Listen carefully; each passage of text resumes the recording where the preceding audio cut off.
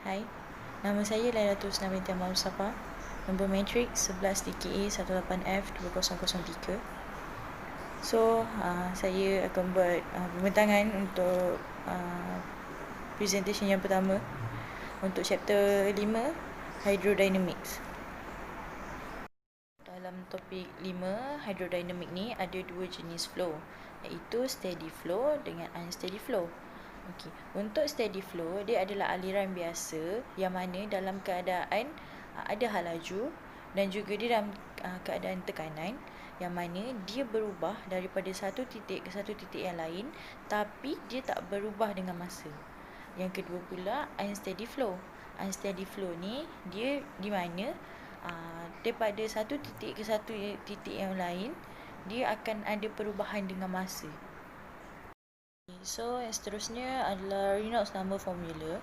Reynolds number formula ni dia penting untuk menganalisis setiap jenis aliran apabila aliran tu mempunyai kecerunan hal laju yang besar.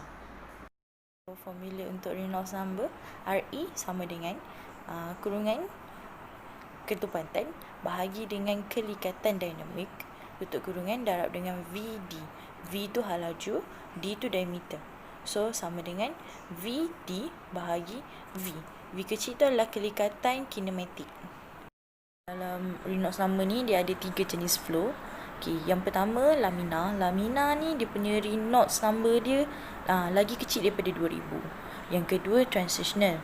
Transitional, dia punya nilai Reynolds number dia lagi besar daripada 2000, tapi dia lagi kecil daripada 4500. Yang ketiga pula, turbulent. Turbulent ni Reynolds number dia lagi besar daripada 4500. So, ada 3 jenis flow dalam Reynolds number, iaitu lamina, transitional dengan turbulent. Seterusnya, nilai terhad nombor Reynolds. Okey, had atas aliran paling tinggi ialah transitional, yang mana dia ditentukan oleh nilai Reynolds number yang lagi besar daripada 2000 tapi dia lagi kecil, dia kurang daripada 4500 lah. Okey, had aliran turbulent yang yang lebih rendah, dia ditentukan oleh bilangan Reynolds yang lagi rendah lah. So, nombor Reynolds kritikal yang lebih rendah ni ditetapkan height di bawah aliran lamina. Okey, untuk konsep bilangan Reynolds yang ketiga terhadap aliran sebaran cair dalam pipe silinder.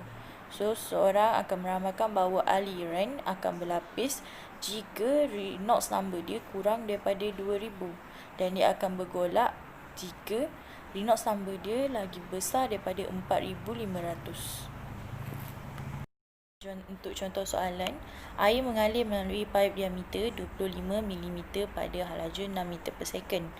Hitung Reynolds number jika kelikatan dan ketepatan dinamik air masing-masing adalah 1.30 darab 10 kuasa negatif 3 Newton second per meter square dan 1000 kg per meter cube.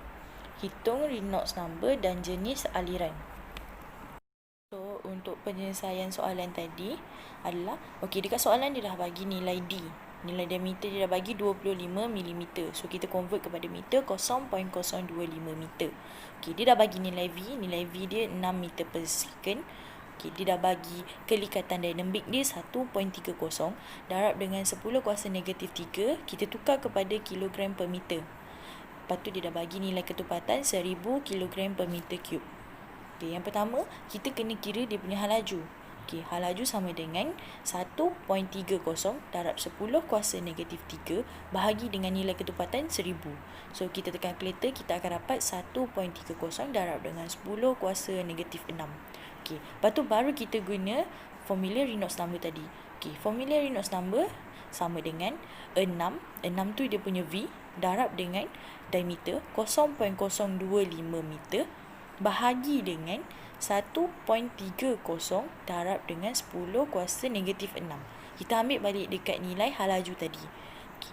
Bila kita tekan kalkulator, kita akan dapat nilai 115,384.61. So, jawapan yang kita dapat Reynolds nama dia adalah 115,384.61. Okey, dalam tiga-tiga jenis tadi, nilai dia, nilai Reynolds nama yang kita dapat ni lagi besar daripada 4,500. Jadi, untuk soalan tu, dia punya jenis flow dia adalah turbulent flow. Sampai sini saja saya punya presentation. Sekian, terima kasih.